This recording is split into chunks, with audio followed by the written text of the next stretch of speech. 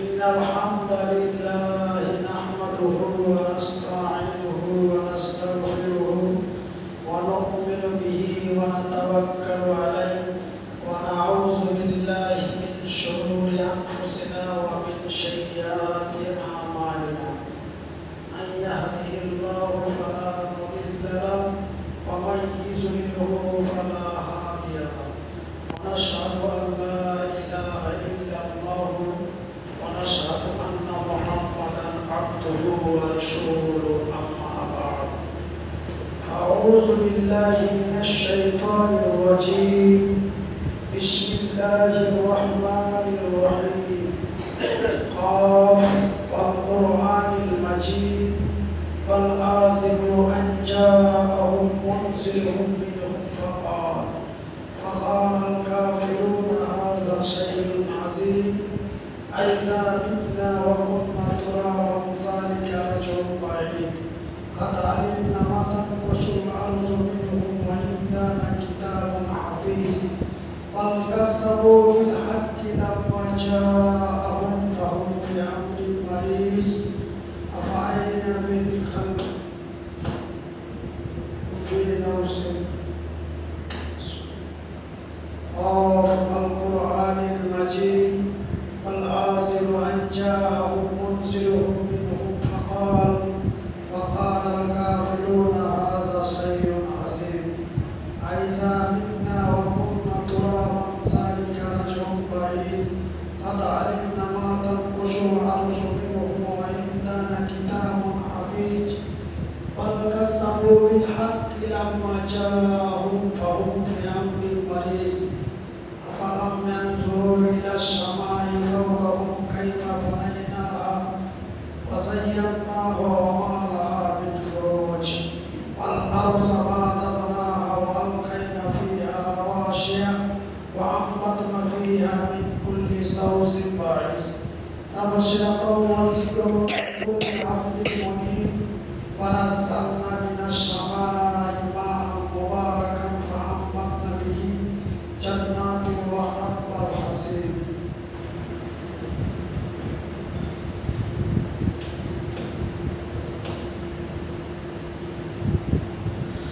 الحمد لله وكفى والسلام على عباده الذين اصطفى أما بعد أعوذ بالله من الشيطان الرجيم بسم الله الرحمن الرحيم وأقيموا الصلاة وآتوا الزكاة واركعوا مع الراكعين بسم الله الرحمن الرحيم وتعز من تشاء وتذل من تشاء بيدك الخير إنك على كل شيء قدير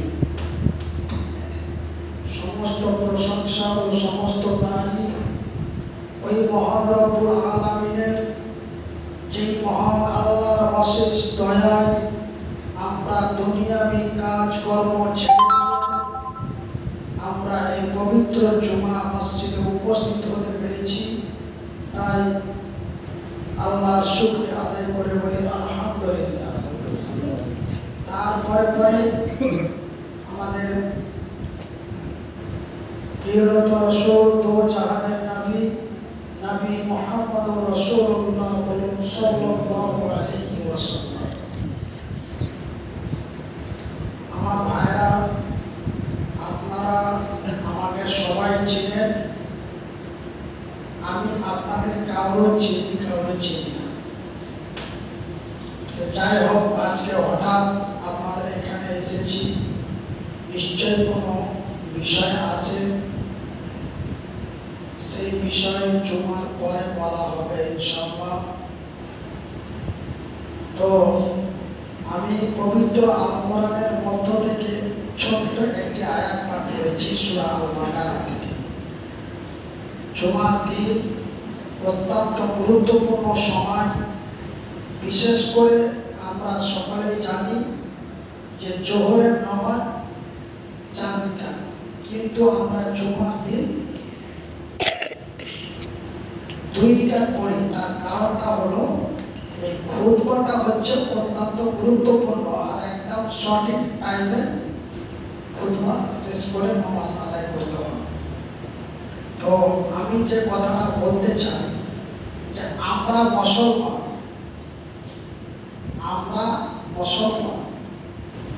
আমাদের ধর্মের নাম ইসলাম। তো আমরা যে মুসলমান, তার আইডেন্টিটিটা কি, তার সার্টিফিকেটটা কি? আমরা স্বাভাবিক জানি যে আমাদের মাথায় টুপি আছে, নাম আব্দুর রহিম, নাম আব্দুল্লাহ, সপ্তাহে গরুর মাংস খাই, আমরা মুসলমান। এটা আমরা মনে করি যে এটাই আমাদের সার্টিফিকেট, কিন্তু না, এর নাম মুসলমান হতে পারে না। মাথায় টুপি দেওয়ার নাম যদি মুসলমান হয়, তবে আমাদের ভারতের একজন ঐতিহাসিক ব্যক্তি, নাম তার জওহরলাল নেহেরু, তো ওনার মাথায় টুপি আসে না নাই? আপনারা বলেন, জওহরলাল নেহেরুর মাথায় টুপি আছে? নেতাজি সুভাষ চন্দ্র বসুর মাথায় টুপি ছিল? তবে টুপি দেওয়ার নাম মুসলমান নয়। বলবেন মনিরুদ্দিন ভাই, তবে আমাদের নাম আব্দুল্লাহ, আব্দুর রহিম, আব্দুল খালেক, আব্দুল মালেক। তো এই আব্দুল দিয়ে আজ থেকে 1500 বছর আগে আব্দুল ওজ্জা, এক ইহুদি নাসারার ঘরে তার জন্ম। এরকম মুসলিম নামে অনেক অমুসলিমের নাম আছে। বলবেন মনিরুদ্দিন ভাই, তবে নামটা যদি না হয়, তবে তো আমাদের মুখে দাড়ি আছে। দাড়ি হচ্ছে নবীদের সম্মান। নবীর সম্মান বললে একদিক দিয়ে ভুল হবে। কেন এখানে আমাকে বহু বচন লাগাতে হবে? কেন যে শুধু নবীর সম্মান যদি আমরা বলি, তবে শুধু নবী মুহাম্মদের মুখে দাড়ি ছিল, আর হযরত ঈসা থেকে নিয়ে আদম পর্যন্ত কোনো নবীর মুখে দাড়ি ছিল না, এটা বোঝায়। তবে এখানে আমাদের বলতে হবে নবীদের সম্মান, মানে হযরত আদম থেকে নিয়ে শেষ নবী পর্যন্ত প্রত্যেকের মুখে দাড়ি ছিল। তবে আমরা মনে করি যে দাড়ি রাখা এটা একটা পরিচয়, আমরা মুসলমান, বা এটা একটা পরিচয়। মনিরুদ্দিন বলি যে না, এর নাম মুসলমান নয়। এর নাম যদি মুসলমান হতো, তবে আমাদের ভারতের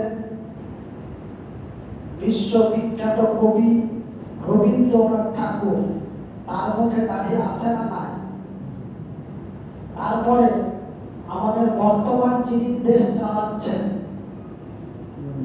শ্রী নরেন্দ্র মোদী, তারও মুখে দাঁড়িয়ে আছে। তো উনি কি নিজেকে মুসলমান বলে দাবি করতে পারবে? পারবে না। এবং আমরা ওনাকে মুসলমান বলে মেনে নিতে পারবো না, এবং উনি নিজেকেও দাবি করতে পারবেন না। নাম্বার 2, বলবেন মনিরুদ্দিন ভাই, আমরা গরুর গোশত খাই, আমরা মুসলমান। আমি বলবো যে না, গরুর গোশত খাওয়ার নাম যদি মুসলমান হতো, তবে আপনি মালদা শহরে বা কলকাতা আরো অন্যান্য দেশে যান, চীনে যান, ভুটানে যান, 100%-এর মধ্যে আপনার 40% অমুসলিম গরুর গোশত খায়। আমি একসাথে বসে খেয়েছি, এরকম আমার চোখে দেখাও প্রমাণ আছে। তবে গরুর গোশত খাওয়ার নাম মুসলমান নয়, টুপি দেওয়ার নাম মুসলমান নয়, দাড়ি রাখার নামও মুসলমান নয়। তবে মুসলমানের পরিচয় কি?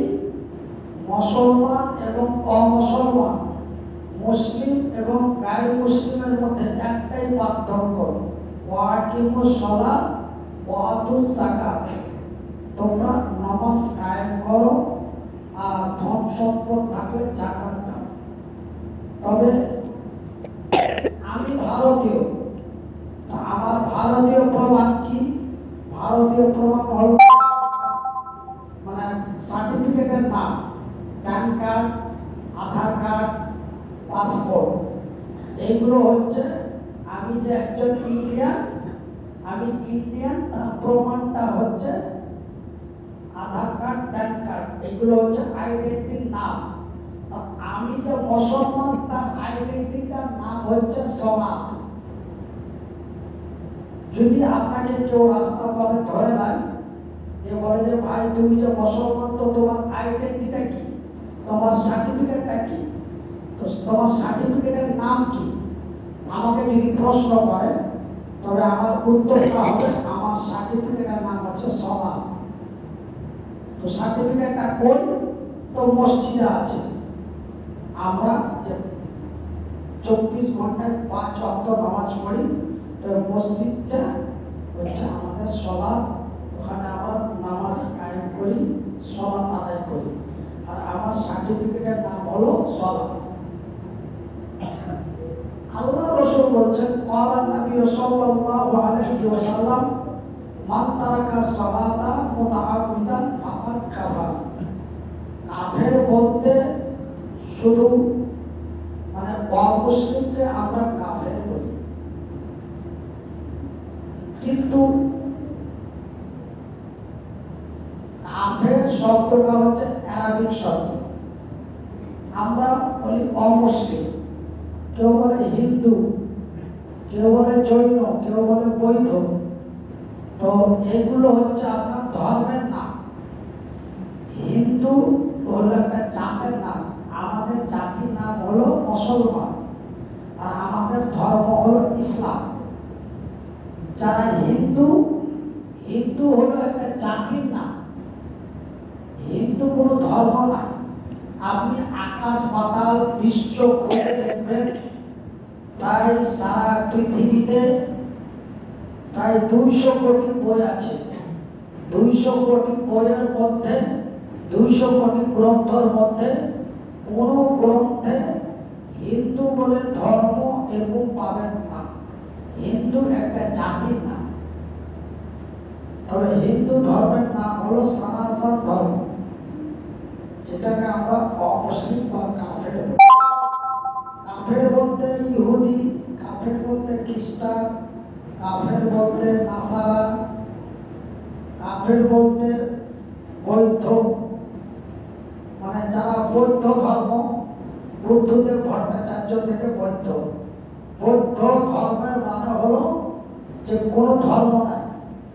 যেমন একটা গাছ মাটি থেকে বের হয়, 2 পাতা, 4 পাতা, 10 পাতা, ডাল ভাঙলি হলো, জঙ্গলে একটা পশুর জন্ম হলো, খেলো দিলো মরে গেল, মানে গড, আল্লাহ, ভগবান, ঈশ্বর কিছুই নাই, এগুলো সব ধান্দা। বৌদ্ধ ধর্মের গল্প হলো যে ধর্ম বলে কিছু নাই, এইগুলো সব এক একজন এক একটা ধর্মের নাম দিয়ে খাচ্ছে। যারা বৌদ্ধ ধর্ম, বৌদ্ধ ধর্ম আপনার নেপালে এবং ভুটানে পাবেন বৌদ্ধ ধর্মের মানুষ। ভুটান আমি গিয়েছি, ভুটানে কোনো মুসলমান নাই, একটাই মুসলিম পরিবার আছে। সেই মুসলিম পরিবারটা আপনার মানে প্রকাশ্যে কোনো ধর্ম প্রচার করতে পাবে না। ভুটানে ভুটানে আপনার একটাই ধর্ম, সেটা হচ্ছে বৌদ্ধ ধর্ম। তো একটাই মুসলিম পরিবার আছে, তো ও ঘরের ভিতরে ও সব কিছু প্রকাশ্যে পাবে না।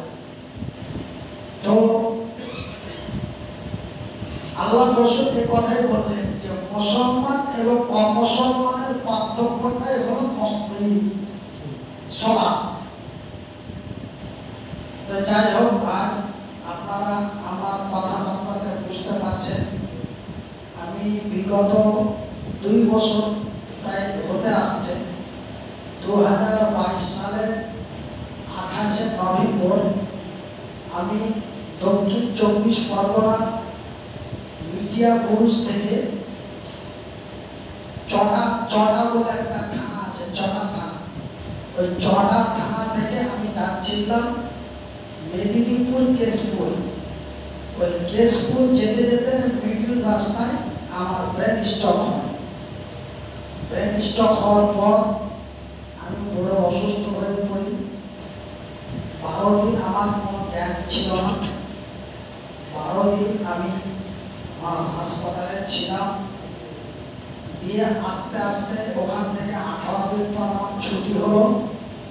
ছুটি হওয়ার পর এখন বিভিন্ন জায়গায় এলাজ চলছে। আমার যেটা কাজ ছিল, আপনারা আমাকে ইন্টারনেটে, অনলাইনে, ফেসবুকে বিভিন্ন চ্যানেলের মাধ্যমে আমাকে আপনারা চিনেন যে আমি পশ্চিমবঙ্গের একজন নামকরা ভাইরাল বক্তা ছিলাম। এখনো আছি, মানুষ এখনো দাওয়াত করছে, কিন্তু আমার আগের যে স্পিডটা ছিল, আগের যে ক্ষমতাটা ছিল, সেটা বর্তমানে নাই। কিছুদিন আগে মালদা সনেশ করে একটা রেকর্ড করলাম, তো আমার মাথার যে নার্ভগুলো আছে, সে নার্ভগুলো বসে গেছে। এখন ওষুধ চলছে। এই ওষুধের মাধ্যমে আল্লাহ যতটুকু সুস্থ করে, 6 মাস আগে তো কথাই বলতে পারতাম না, এখন কথা বলতে পারি, কিন্তু ওই বেগে নয়, আগের বেগে নয়, খুব আস্তে আস্তে কথা হচ্ছে। তো আমি আপনাদের মুসলিম ভাই হিসাবে বলবো,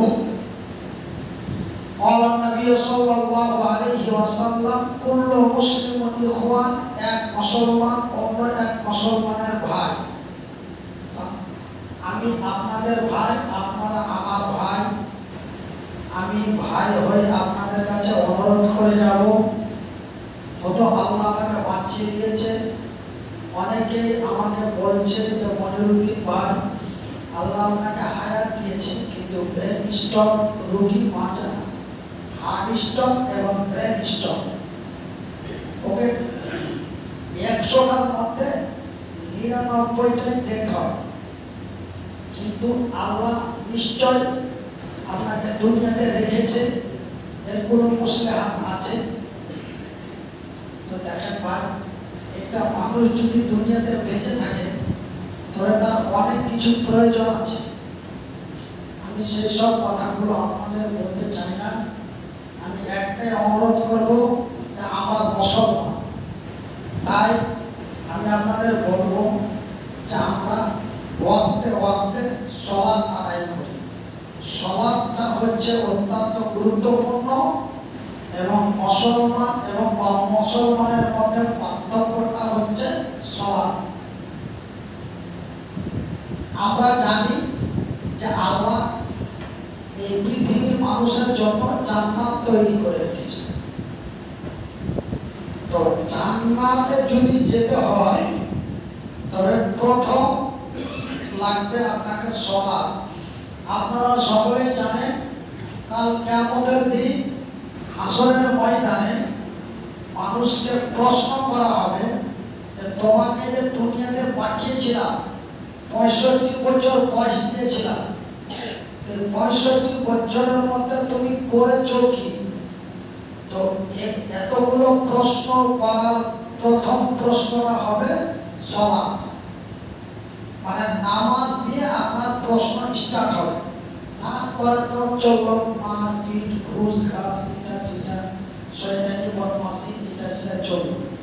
আপনি যদি মিথ্যা বলার চেষ্টা করেন, আপনার মুখের জবান বন্ধ করে দেওয়া হবে। কেন যে আমাদের পৃথিবীতে মিথ্যা কথা বলে অভ্যস্ত হয়ে আছে। অভ্যাস জিনিসটা খুব খারাপ জিনিস। অভ্যাস একটা, যদি আদাতে একটা কথা আছে যে আদাতে মজবুর, মানুষ যদি একটা কোনো আদতে যদি অভ্যস্ত হয়ে যায়, ওর ওই আদতটা ছোটাতে, আদতটা হতে যতদিন সময় লেগেছে, আদতটা ছোটাতে তার দ্বিগুণ সময় লাগবে। তা আমরা আদতে মজবুর, আমাদের মিথ্যা কথা বলে অভ্যাস। কিন্তু আপনি সেদিন যখন মিথ্যা কথা বলবেন, তা আপনার জবান বন্ধ করে দেবে। হাতকে জিজ্ঞাসা করা হবে, হাত বলে দেবে। পা বলে দেবেন, চোখ বলে দেবেন, আপনার অন্তর বলে দিবেন, জিহ্বা বলে দিবেন, কান বলে দিবেন, আপনার সেদিন মিথ্যা বলার আর জায়গা থাকবে না। আর আরেকটা জিনিস, যে এখন আপনারা আমাকে অত্যন্ত ভালোবাসেন, তবে এই পৃথিবীতে মানুষ সব চাইতে ভালোবাসে মাকে, তারপরে বাবাকে, এমনি করতে করতে সারা পৃথিবীতে ভালোবাসায় জড়িয়ে আছে। যেমন আপনারা আমাকে ভালোবাসেন, আমি আপনাদের ভালোবাসি, বাংলাদেশের মুসলমানকে আমরা ভালোবাসি, বাংলাদেশের মুসলমান আমরাকে ভালোবাসেন। এরকম করতে করতে সারা পৃথিবীতে ভালোবাসায় ভালোবাসে। তবে আমি, আপনারা অনেকে শুনেছেন যে আপনারা শুনেছিলেন যে আমি ইন্তিকাল করেছি। এখনো অনেক মানুষ জানে যে মনিরুদ্দিন ভাই মারা গেছে, কিন্তু আমি আপনাদের দোয়ায়, আল্লাহর দয়ায় এখন পর্যন্ত বেঁচে আছি। আল্লাহ কতদিন বাঁচিয়ে রেখেছে এটা আমি জানি না, এবং এই জানার ক্ষমতা আল্লাহ আমাকে, আপনাকে, কাউকে দেয়নি। আল্লাহ পৃথিবীতে মানুষকে সব কিছু জানার ক্ষমতা দিয়েছে। মাটির নিচে কি আছে, সমুদ্র তলদেশে কি আছে, মানুষ মেশিনারি দিয়ে জানতে পারে। কিন্তু আপনি কখন মরে যাবেন, আপনি হঠাৎ কখন অসুস্থ হয়ে পড়বেন, এই কয়েকটা জিনিস আল্লাহ ছুপিয়ে রেখেছেন, মানুষকে জানতে দেয়। আর একটা জিনিস জানতে দেয়নি, দুনিয়া কখন ধ্বংস হবে। তবে ধ্বংস হবে অবশ্যই, মৃত্যু হবে অবশ্যই, তবে কখন মৃত্যু হবে এটা আল্লাহ জানতে দেয়নি। ধ্বংস হবে অবশ্যই, তবে কখন ধ্বংস হবে এটা আল্লাহ জানতে দেয়নি। তবে হ্যাঁ, তবে ধ্বংস হবে এটা আল্লাহ কিছু নমুনা দিয়েছে, যেটাকে আমরা বলি কিয়ামতের আলামত। আর একটা কথা আপনাদের বলে যায়, মা বাবা, দাদু দাদি, আত্মীয় স্বজনের ভালোবাসা যদি বজায় রাখতে চান, তবে একটা কাজ, আমার মা মরে গেছে, কবরে শুয়ে আছে, আমার মাকে মারছে না পিটছে, আমার মায়ের কবরের ভিতরে শাস্তি হচ্ছে না শান্তি হচ্ছে, এটা আমি আপনি জানতে পারি না। তবে কবরের শাস্তি বন্ধ করার একটাই ট্যাবলেট আছে। আমি জানি যে আমার বাপ খুব দুষ্টামি করেছে, খুব অন্যায় করেছে, আমার বাপের কবরে আযাব হচ্ছে। তো আমি যদি আমার পিতা মাতা, আত্মীয় স্বজনের কবরের আযাব যদি বন্ধ করতে চাই, তো কবরের আযাব বন্ধ করার একটাই ট্যাবলেট, সেই ট্যাবলেটটার নাম হলো দান। এই ট্যাবলেটটা আপনি মাসে, সপ্তাহে, দিনে খাইয়ে দেন, ইনশাআল্লাহ কবরের আযাব বন্ধ হয়ে যাবে। কবরের আযাব বন্ধ করার আর দান ছাড়া অন্য কোনো রাস্তা নেই। আপনি যতই মাওলানা ডেকে খাওয়ান, আর যতই কবরের কাছে যে দোয়া করেন আর কোরআন পড়ান, ওইগুলা কোনো গল্প নাই। গল্প একটাই, দান। তো 45-এর সময় 45 হয়ে গেছে। যাই হোক, ইন্নাল হামদালিল্লাহি নাহমাদুহু ওয়া নাস্তাঈনুহু ওয়া নাস্তাগফিরুহু ওয়া নু'মিনু বিহি ওয়া নাতাওয়াক্কালু আলাইহি ওয়া নাউযু বিল্লাহি মিন শুরুরি আনফুসিনা ওয়া মিন সাইয়্যাতি আ'মালিনা। মান ইয়াহদিহিল্লাহু ফালা মুদিল্লা লাহু ওয়া মান يضلله فلا هادي له ونشهد أن لا إله إلا الله ونشهد أن محمدا عبده ورسوله أما بعد أعوذ بالله من الشيطان الرجيم بسم الله الرحمن الرحيم قاف والقرآن المجيد والآزم والعازب أن جاءهم منذرهم منهم فقال الكافرون هذا شيء عظيم أإذا متنا وكنا ترابا ذلك رجع بعيد قد علمنا ما تنقص الأرض منهم وعندنا كتاب حفيظ بل كذبوا بالحق لما جاءهم فهم في أمر مريض أفعينا بالخلق في لوز القرآن المجيد والعازل أن جاءهم منذرهم منهم فقال الكافرون هذا شيء عظيم أإذا متنا وكنا ترابا ذلك رجع بعيد قد علمنا ما تنقص الأرض منهم وعندنا كتاب حفيظ بل كذبوا بالحق لما جاءهم فهم في أمر مريض أفلم ينظروا إلى السماء فوقهم كيف بنيناها وزيناها وما لها من فروج والأرض مددناها وألقينا فيها رواسي وأنبتنا فيها من كل زوج بهيج تبصرة وذكرى لكل عبد منيب ونزلنا من السماء ماء مباركا فأنبتنا به جنات وحب الحصيد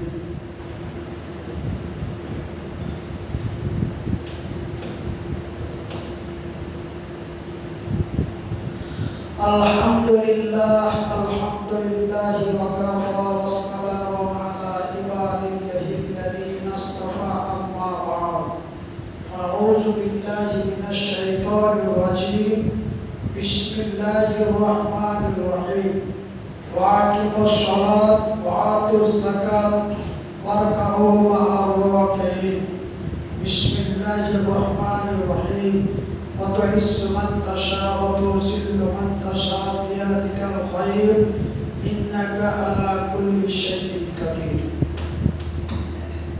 সমস্ত প্রশংসা ও সমস্ত তারিফ ওই মহান রব্বুল আলামিনের যেই মহান আল্লাহর অশেষ দয়ায় আমরা দুনিয়াবি কাজকর্ম ছেড়ে আমরা এই পবিত্র জুমা মসজিদে উপস্থিত হতে পেরেছি তাই আল্লাহর শুকরিয়া আদায় করে বলি আলহামদুলিল্লাহ। তারপরে আমাদের প্রিয়তর রাসূল দো জাহানের নবী মুহাম্মদুর রাসূলুল্লাহ সাল্লাল্লাহু আলাইহি ওয়াসাল্লাম। আমার ভাইরা, আপনারা আমাকে সবাই চিনেন, আমি আপনাদের কারো চিনি না। যাই হোক, আজকে হঠাৎ আপনাদের এখানে এসেছি, নিশ্চয় কোনো বিষয় আছে, সেই বিষয়ে জুমার পরে বলা হবে ইনশাআল্লাহ। তো আমি পবিত্র আল কোরআনের মধ্য থেকে ছোট্ট একটি আয়াত পাঠ করেছি সূরা আল বাকারা থেকে।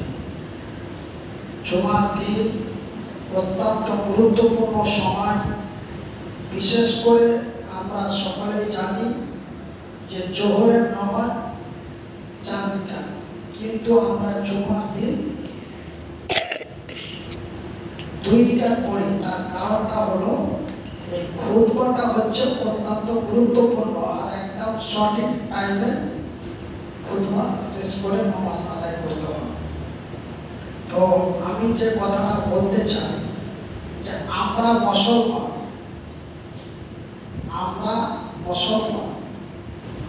আমাদের ধর্মের নাম ইসলাম। তো আমরা যে মুসলমান, তার আইডেন্টিটিটা কি, তার সার্টিফিকেটটা কি? আমরা সবাই জানি যে আমাদের মাথায় টুপি আছে, নাম আব্দুর রহিম, নাম আব্দুল্লাহ, সপ্তাহে গরুর মাংস খাই, আমরা মুসলমান। এটা আমরা মনে করি যে এটাই আমাদের সার্টিফিকেট, কিন্তু না, এর নাম মুসলমান হতে পারে না। মাথায় টুপি দেওয়ার নাম যদি মুসলমান হয়, তবে আমাদের ভারতের একজন ঐতিহাসিক ব্যক্তি, নাম তার জওহরলাল নেহেরু, তো ওনার মাথায় টুপি আসে না নাই? আপনারা বলেন, জওহরলাল নেহেরুর মাথায় টুপি আছে? নেতাজি সুভাষ চন্দ্র বসুর মাথায় টুপি ছিল? তবে টুপি দেওয়ার নাম মুসলমান নয়। বলবেন মনিরুদ্দিন ভাই, তবে আমাদের নাম আব্দুল্লাহ, আব্দুর রহিম, আব্দুল খালেক, আব্দুল মালেক, তো এই আব্দুল দিয়ে আজ থেকে 1500 বছর আগে আব্দুল ওজ্জা, এক ইহুদি নাসারার ঘরে তার জন্ম। এরকম মুসলিম নামে অনেক অমুসলিমের নাম আছে। বলবেন মনিরুদ্দিন ভাই, তবে নামটা যদি না হয়, তবে তো আমাদের মুখে দাড়ি আছে। দাড়ি হচ্ছে নবীদের সুন্নাত। নবীর সুন্নাত বললে একদিক দিয়ে ভুল হবে। কেন এখানে আমাকে বহু বচন লাগাতে হবে?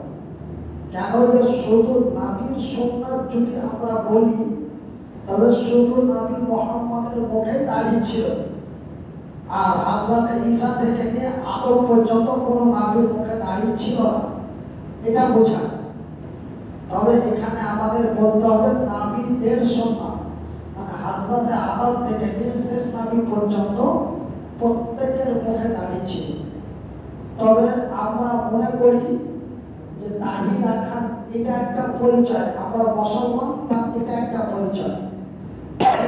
মনিরুদ্দিন বলি যে না, এর নাম মুসলমান নয়। এর নাম যদি মুসলমান হতো, তবে আমাদের ভারতের বিশ্ববিখ্যাত কবি রবীন্দ্রনাথ ঠাকুর, তার মুখে দাঁড়িয়ে আছে না নাই? তারপরে আমাদের বর্তমান যিনি দেশ চালাচ্ছেন শ্রী নরেন্দ্র মোদী, তারও মুখে দাঁড়িয়ে আছে। তো উনি কি নিজেকে মুসলমান বলে দাবি করতে পারবে? পারবে না। এবং আমরা ওনাকে মুসলমান বলে মেনে নিতে পারবো না, এবং উনি নিজেকেও দাবি করতে পারবেন না। নাম্বার 2, বলবেন মনিরুদ্দিন ভাই, আমরা গরুর গোশত খাই, আমরা মুসলমান। আমি বলবো যে না, গরুর গোশত খাওয়ার নাম যদি মুসলমান হতো, তবে আপনি মালদা শহরে বা কলকাতা আরো অন্যান্য দেশে যান, চীনে যান, ভুটানে যান, 100%-এর মধ্যে আপনার 40% অমুসলিম গরুর গোশত খায়। আমি একসাথে বসে খেয়েছি, এরকম আমার চোখে দেখাও প্রমাণ আছে। তবে গরুর গোশত খাওয়ার নাম মুসলমান নয়, টুপি দেওয়ার নাম মুসলমান নয়, দাড়ি রাখার নামও মুসলমান নয়। তবে মুসলমানের পরিচয় কি? মুসলমান এবং অমুসলমান, মুসলিম এবং গায়র মুসলিমের মধ্যে একটাই পার্থক্য, ওয়াকিমুস সালাত ওয়া আতুজ যাকাত। তোমরা নামাজ কায়েম করো আর ধন সম্পদ থাকলে যাকাত দাও। তবে আমি ভারতীয়, তা আমার ভারতীয় প্রমাণ কি? ভারতীয় প্রমাণ হল মানে সার্টিফিকেটের নাম, প্যান কার্ড, আধার কার্ড, পাসপোর্ট। এইগুলো হচ্ছে আমি যে একজন ইন্ডিয়ান, আমি ইন্ডিয়ান, তার প্রমাণটা হচ্ছে আধার কার্ড, প্যান কার্ড। এগুলো হচ্ছে আইডেন্টিটির নাম। আমি যে মুসলমান, তার আইডেন্টিটির নাম হচ্ছে সলাত। যদি আপনাকে কেউ রাস্তা পথে ধরে দেয়, যে বলে যে ভাই তুমি যে মুসলমান, তো তোমার আইডেন্টিটিটা কি, তোমার সার্টিফিকেটটা কি, তো তোমার সার্টিফিকেটের নাম কি, আমাকে যদি প্রশ্ন করে, তবে আমার উত্তরটা হবে আমার সার্টিফিকেটের নাম নাম হচ্ছে সালাত। তো সার্টিফিকেটটা কই? তো মসজিদে আছে। আমরা যে 24 ঘন্টায় 5 ওয়াক্ত নামাজ পড়ি, তো মসজিদটা হচ্ছে আমাদের সালাত। ওখানে আমরা নামাজ কায়েম করি, সালাত আদায় করি, আর আমার সার্টিফিকেটের নাম হলো সালাত। আল্লাহ রাসূল বলছেন, ক্বালা নবী সাল্লাল্লাহু আলাইহি ওয়াসাল্লাম, মান তারাকা সালাতা মুতাআম্মিদান ফাকাদ কাফার। কাফের বলতে শুধু মানে অমুসলিমকে আমরা কাফের বলি, কিন্তু কাফের শব্দটা হচ্ছে আরবিক শব্দ। আমরা বলি অমুসলিম, কেউ বলে হিন্দু, কেউ বলে জৈন, কেউ বলে বৌদ্ধ। তো এগুলো হচ্ছে আপনার ধর্মের নাম। হিন্দু হলো একটা জাতের নাম, আমাদের জাতির নাম হলো মুসলমান, আর আমাদের ধর্ম হলো ইসলাম। যারা হিন্দু, হিন্দু হলো একটা জাতির নাম, হিন্দু কোনো ধর্ম না। আপনি আকাশ পাতাল বিশ্ব খুঁজে দেখবেন, প্রায় সারা পৃথিবীতে প্রায় 200 কোটি বই আছে। 200 কোটি বইয়ের মধ্যে, 200 কোটি গ্রন্থের মধ্যে কোন গ্রন্থে হিন্দু বলে ধর্ম এরকম পাবেন না। হিন্দু একটা জাতির নাম। তবে হিন্দু ধর্মের নাম হলো সনাতন ধর্ম, যেটাকে আমরা অমুসলিম বা কাফের বলি। কাফের বলতে ইহুদি, কাফের বলতে খ্রিস্টান, কাফের বলতে নাসারা, কাফের বলতে বৌদ্ধ, মানে যারা বৌদ্ধ ধর্ম, বুদ্ধদেব ভট্টাচার্য থেকে বৌদ্ধ। বৌদ্ধ ধর্মের মানে হলো যে কোনো ধর্ম নাই। যেমন একটা গাছ মাটি থেকে বের হয়, 2 পাতা 4 পাতা 10 পাতা ডাল ভাঙলি হলো, জঙ্গলে একটা পশু জন্ম হলো, খেলো দিল মরে গেল, মানে গড, আল্লাহ, ভগবান, ঈশ্বর কিছুই নাই, এগুলো সব ধান্দা। বৌদ্ধ ধর্মের গল্প হলো যে ধর্ম বলে কিছু নাই, এইগুলো সব এক একজন এক একটা ধর্মের নাম দিয়ে খাচ্ছে। যারা বৌদ্ধ ধর্ম, বৌদ্ধ ধর্ম আপনার নেপালে এবং ভুটানে পাবেন বৌদ্ধ ধর্মের মানুষ। ভুটান আমি গিয়েছি, ভুটানে কোনো মুসলমান নাই, একটাই মুসলিম পরিবার আছে। সেই মুসলিম পরিবারটা আপনার মানে প্রকাশ্যে কোনো ধর্ম প্রচার করতে পাবে না। ভুটানে ভুটানে আপনার একটাই ধর্ম, সেটা হচ্ছে বৌদ্ধ ধর্ম। তো একটাই মুসলিম পরিবার আছে, তো ও ঘরের ভিতরে ও সব কিছু প্রকাশ্যে পাবে না। তো আল্লাহ রাসূল এই কথাই বললেন যে মুসলমান এবং অমুসলমানের পার্থক্যটাই হলো সালাত। তো যাই হোক ভাই, আপনারা আমার কথাবার্তাতে বুঝতে পারছেন, আমি বিগত 2 বছর প্রায় হতে আসছে, 2022 সালের 28শে নভেম্বর আমি দক্ষিণ 24 পরগনা মিডিয়া পুরুষ থেকে চটা বলে একটা থানা আছে, চটা থানা, ওই চটা থানা থেকে আমি যাচ্ছিলাম মেদিনীপুর কেশপুর।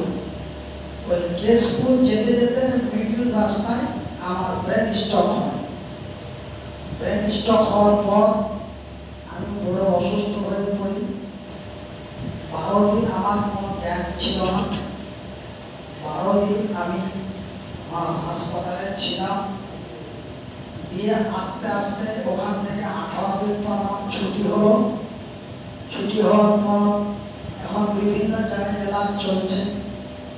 আমার যেটা কাজ ছিল, আপনারা আমাকে ইন্টারনেটে, অনলাইনে, ফেসবুকে, বিভিন্ন চ্যানেলের মাধ্যমে আমাকে আপনারা চিনেন।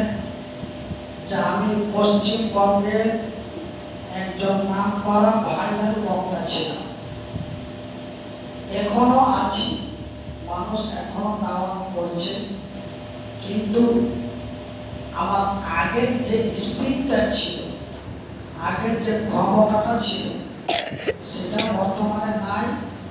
কিছুদিন আগে মালদা সনেস করে একটা রেকর্ড করলাম, আমার মাথার যে নার্ভগুলো আছে সে নার্ভগুলো বসে গেছে। এখন ওষুধ চলছে, এই ওষুধের মাধ্যমে আল্লাহ যতটুকু সুস্থ করে।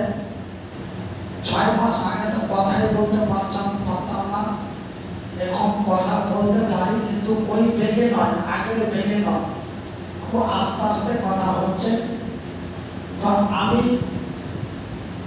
আপনাদের মুসলিম ভাই হিসাবে বলবো, আল্লাহ নবী সাল্লাল্লাহু আলাইহি ওয়াসাল্লাম কুল্লু মুসলিমুন ইখওয়ান, এক মুসলমান অন্য এক মুসলমানের ভাই। আমি আপনাদের ভাই, আপনারা আমার ভাই।